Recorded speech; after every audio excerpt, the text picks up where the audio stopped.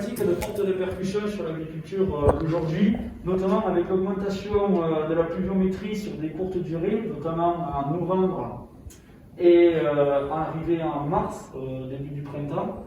Cette forte pluviométrie, ça entraîne une augmentation de l'érosion, c'est-à-dire qu'on perd environ par an 1 tonne par hectare et par an de sol dans l'Ouraguais. Autre facteur limitant, donc la sécheresse, qui aura un impact sur le développement des cultures d'été et donc leur rendement. Donc on a peut-être une solution au problème, les couverts végétaux.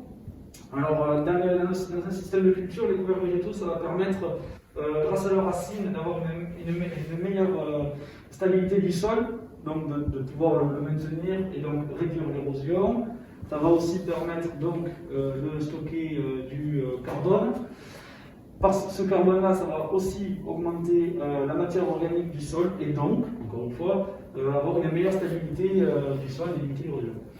Donc le stockage du carbone, il va permettre de maintenir l'humidité au sol, donc de limiter la sécheresse.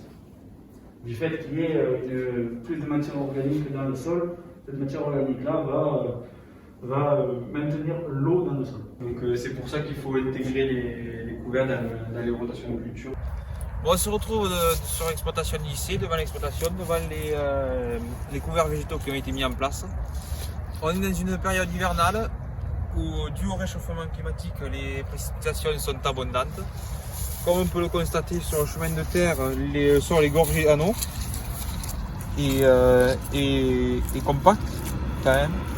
Alors que dans le champ où le couvert végétal a été mis, le sol n'est pas gorgé en eau, n'est pas spongieux, et reste quand même meuble.